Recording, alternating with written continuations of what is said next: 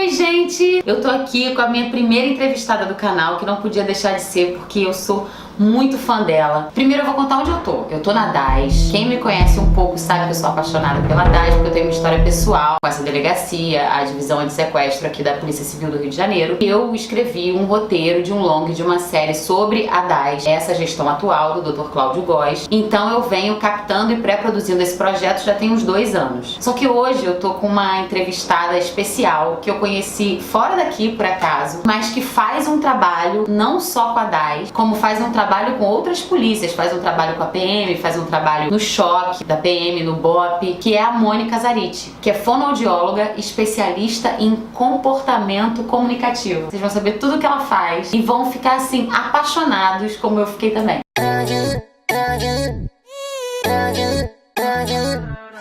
Fala o que você faz, assim, que eu me apaixonei, até me influenciou a passar a estudar perícia. Eu sou fonoaudióloga de formação, fiz uma especialização em voz e trabalhei 8 anos diretamente com interceptação telefônica. Ao longo desses 8 anos, a gente vai percebendo que vem outras questões sendo questionadas. Então não é mais só quem fala, mas como fala, o que fala, as falas em código. E aí eu fui me aprimorando, fiz pós-graduação em linguística, fiz pós-graduação em segurança pública, fiz o mestrado em análise do discurso e eu já tinha uma formação, uma especialização em voz dentro da fonoaudiologia. Até para eu obter o título de especialista em voz foi a partir de um trabalho que eu realizei aqui no Antissequestro, isso em 2005. Fiz uma análise da voz dos sequestradores, foram mais de 300 vozes. Só para quem não sabe nada entender, eles ligavam, né, extorquindo, pedindo resgate, e aí você faz uma análise do padrão da voz dele. Isso, se tem algum padrão que se repita, porque normalmente numa quadrilha eles vão escolher alguém para falar o telefone. Será que essa pessoa que é escolhida para falar no telefone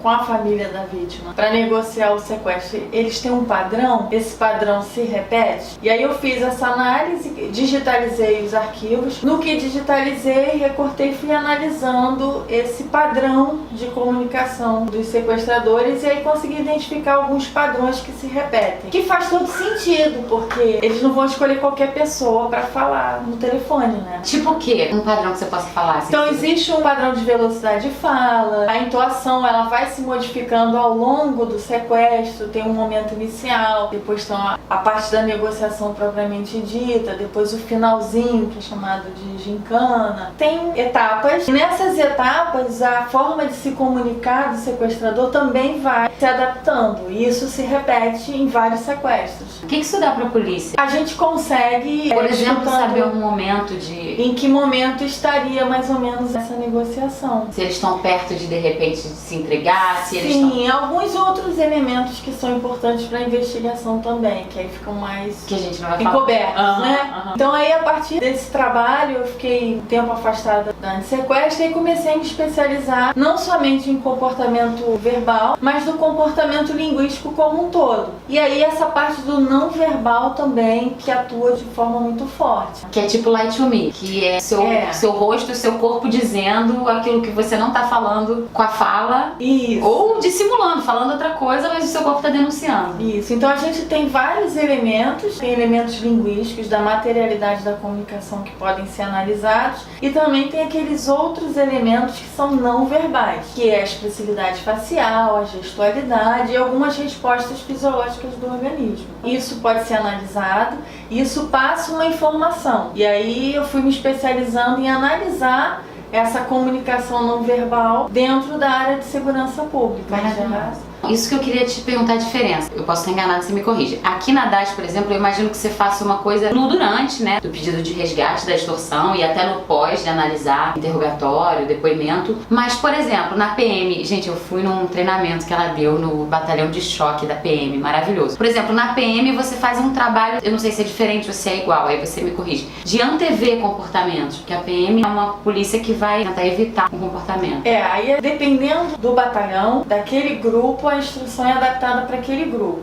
Então, por exemplo, para o batalhão de choque, a especialidade deles é o controle de distúrbios, algumas coisas relacionadas à desocupação. Então, é importante que eles identifiquem as lideranças, é importante que eles identifiquem e antecipem comportamentos violentos. Isso vai evitar algumas ações. Então, por exemplo, para o batalhão de choque, a instrução é voltada para identificar e antecipar alguns comportamentos que vão provocar uma manifestação mais violenta. E você mostra isso pelo rosto da pessoa. No rosto da pessoa, eles vão ver emoções específicas que vão denunciar que aquela pessoa pode ser mais violenta ou pode ser o líder, não é isso? Sim, isso é um conjunto de sinais que a gente vai trabalhar com eles de forma intensa para que eles se aprimorem na detecção, para que eles evitem justamente aquelas pessoas que vêm com um comportamento violento, ele está prestes a cometer um ato de violência. Dependendo do batalhão, dependendo da especificidade daquela tropa, Sim. a gente tem uma instrução. Por exemplo, para os atiradores de precisão, para os snipers, Fala dos snipers. a instrução é só rosto. A gente foca muito na expressividade facial, porque eles têm uma atuação em situações com refém, muito importante. E às vezes a pessoa está prestes a cometer um suicídio e o tiro do sniper não é só para neutralizar a pessoa no sentido de matar. Muitas vezes o sniper ele faz um tiro para evitar que a pessoa se mate. Então ele pode mirar, por exemplo, no armamento, mirar na faca, mirar na mão. Gente, né? incrível. E eles precisam também ter um conhecimento profundo dessa expressividade, porque se a pessoa diz que vai se render, que vai entregar arma, mas na verdade a pessoa tem intenção de se matar, ele está observando esse comportamento, ele pode antecipar a sua ação e evitar que a pessoa consiga efetivamente efetuar o disparo. Isso em ações de suicida. Ou quando tem alguém com refém e ele diz que vai se entregar, vai entregar a arma, mas na verdade ele não tem essa intenção. E ele vai conseguir, através da observação dessa expressividade, identificar elementos que configuram a antecipação de um comportamento violento. Você não pode contar uma emoçãozinha, por exemplo, que você identifica no rosto de um suicida? Suicida pode. Tristeza é a emoção que a gente espera observar. Se essa configuração facial se alterar, talvez seja o start para uma ação. Se ele já mudar da tristeza para a raiva, pode ser que a raiva é uma emoção motivadora, seja ali o estopim para ele efetivamente concluir a ação. Com ele? Com ele próprio. Entendi. Né? A tristeza, ela deprime. E a raiva faz com que você faça coisas. Normalmente é assim, você faz coisas na raiva que você não faria se não estivesse com raiva. Então a raiva é uma emoção motivadora. Quando você identifica que ele saiu de um padrão de tristeza para um padrão de raiva, ali é um momento. Né? Ou de desprezo, ele está desprezando a vida, está desprezando a sobrevivência dele. Então a gente precisa analisar efetivamente esses padrões e essas mudanças que vão passar uma informação não verbal muito importante para quem está gerenciando aquela crise. E se o policial vai perceber ou não, isso é crucial. Sim, porque eles fazem uso de vários recursos, dependendo da situação. Então, para cada situação, é uma ação que eles vão ter. E eles precisam fazer essa leitura de forma apropriada. Gente, a aula que eu tive com ela foi incrível. Na verdade, eu assisti essa aula 2 vezes. Ela tem uma aula de comportamento não verbal que ela ensina as emoções do rosto. A gente aprende, né? O policial aprende, eu tava lá de convidada, a identificar a emoção real que aquela pessoa tá expressando ali, por mais que ela dissimule. E aí ela coloca vídeos de políticos sem som, depois que a gente já aprendeu a identificar um pouco dessas emoções, né? Alegria, tristeza, raiva, nojo. E é incrível, porque a gente escuta sem som, já identifica a emoção, depois quando ela bota com som é impressionante. Várias vezes eles estão falando uma coisa oposta completamente ao que eles estão sentindo. E aí é o que as pessoas chamam de detecção de mentira. Mas não existe um processo de detecção de mentira, existe um processo de detecção de comportamento. Sim. Então você identifica a verdade. Se existe uma dissimulação da verdade, consequentemente, há mentira. Então, às vezes as pessoas perguntam: Você trabalha com detecção de mentira? Não, eu trabalho com identificação de comportamentos. Você trabalhando a identificação e análise de comportamentos, você vai analisar, contextualizar se aquele comportamento está de acordo com o que está querendo ser passado. Sim, então quando a pessoa fala, pra tal lado quando eu olho eu tô falando a verdade, pro outro lado quando eu olho eu tô falando a mentira, é muito raso. Porque Sim. cada um tem um padrão pessoal, então você vai criar o padrão daquela pessoa, tanto no comportamento quanto na voz, né? Você cria a quantidade de, eu lembro Sim. de uma aula sua assim, a quantidade de palavras que a pessoa fala por minuto e o tom que ela fala. Então você já vê que ela tá fora do padrão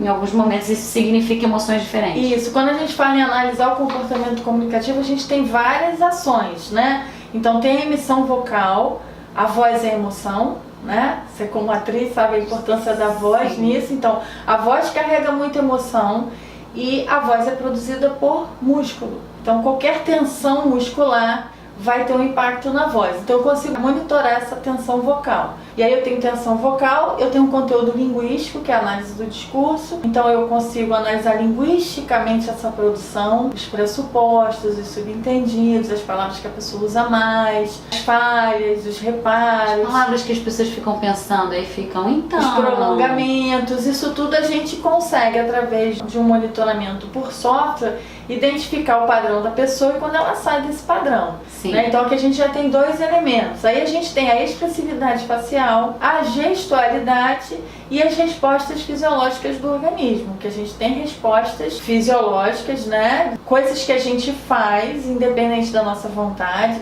O autocarinho. O autotoque, né? Então a gente tem gestos e expressões e comportamentos que ocorrem que você não tem controle, que vão passar uma informação sobre o que você está pensando, sobre como você está se sentindo. Quando você tem todos esses elementos convergindo para a mesma informação, então você pode falar com certeza absoluta que aquela pessoa realmente está com aquele comportamento. Então, não é simplesmente como a gente vê às vezes em programas de TV, né? Às vezes a gente vê isso, tá analisando um vídeo, aí, isso aqui. Essa análise é uma análise muito séria. Sim. Então não pode ser feita dessa maneira, né? De uma maneira tão superficial. Então existe uma grande bibliografia a esse respeito, vários estudiosos no mundo inteiro. Isso é possível, né? Faço análise de depoimentos aqui na Sequestro também, em algumas delegacias aí pelo Brasil.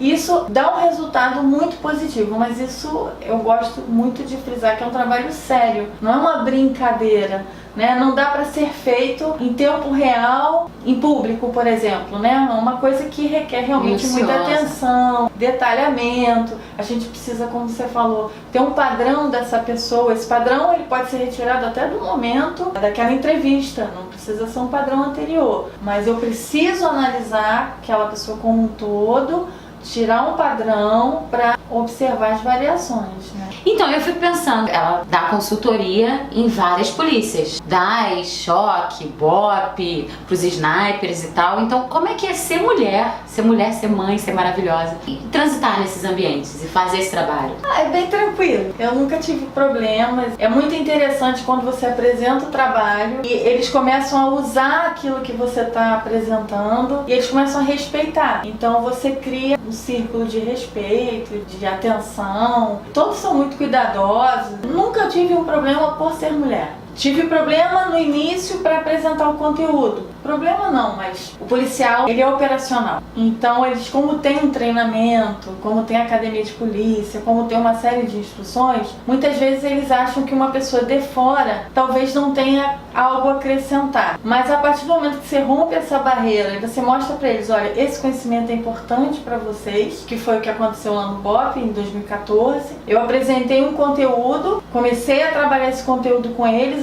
começaram a dar o feedback de usar isso na rua, em tempo real, usar isso nas operações. Que era parecido com o do Choque, com de antever comportamentos, de ver liderança? Sim, relacionado à negociação de reféns, né? Identificar o comportamento ali das situações. E eles começaram a utilizar isso, e à medida que eles foram utilizando, vendo a importância do conhecimento, eu fui tendo mais entrada. Sim. Então, assim, a coisa foi se institucionalizando e hoje eu dou aula no curso dos negociadores, atiradores de precisão e da equipe tática. E outros batalhões me chamam, como é o caso do Choque, o batalhão de policiamento de áreas turísticas, BPVE, que é vias expressas, BPRV, rodovia. Então, é um conhecimento muito importante para aquele policial que está na rua. E eles conseguem perceber essa importância, então eles valorizam muito e respeitam muito muito o profissional que está passando essa informação, Sim. independente de ser mulher. Última pergunta, assim, você teve algum caso, assim, público que você possa falar, que você participou? Teve um caso de muita repercussão que eu posso falar porque ele já foi resolvido. Sim. Foi o caso do menino Joaquim, em São Paulo, que o menino foi encontrado morto. Primeiro ele desapareceu, foi encontrado morto e solicitaram a análise do depoimento do principal suspeito. E eu fiz essa análise. Que era o padrasto. O padrasto, E aí essa análise foi realizada do depoimento de quase 4 horas, para justamente ajudar a investigação a identificar os pontos fracos daquele depoimento, os pontos suspeitos, onde estariam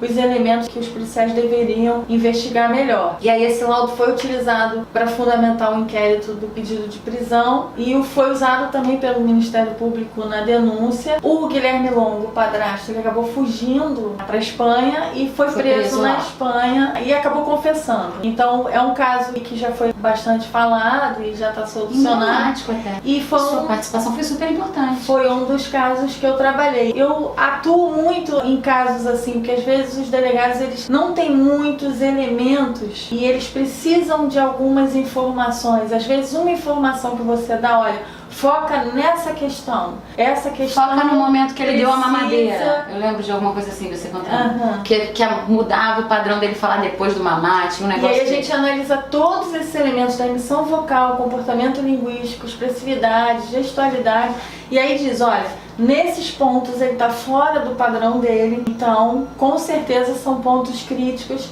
que você deve retomar num reinterrogatório ou deve investigar de forma mais intensa, porque provavelmente tem alguma informação a mais aí. E aí esse tipo de análise, ela ajuda muito nas investigações. Sim. E aí a gente acaba recebendo algumas solicitações. Nem tudo é crime. Eu fui solicitada também pelo Comitê Olímpico Brasileiro no caso de doping, né? Então, na época das Olimpíadas, pediram que eu analisasse o depoimento de uma atleta, porque ela estava sendo acusada de ter utilizado substância proibida, né? Então, assim, Você identificou. a gente fez uma análise, eu fiz uma análise e dei o meu parecer.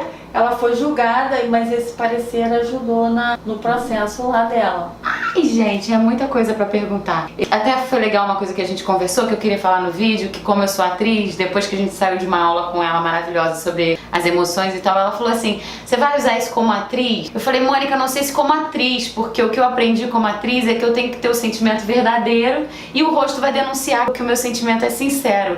Mas eu acho que vou usar na vida pra sempre, dirigindo atores, né?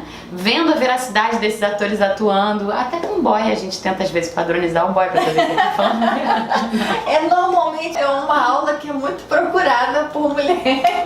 Você é muito maravilhosa. O tempo acabou, mas a gente vai voltar a filmar a Mônica e de repente dando uma dessas aulas, se a gente puder, ou acompanhando algum treinamento, porque ela é muito maravilhosa e me inspira e hoje eu estudo perícia por causa dela. É isso. Quer falar mais alguma coisa? Não, obrigada. Obrigada a você é incrível, eu vou estudar muito com você. Se inscreve no canal, dá like, segue a gente lá, compartilha. Beijos.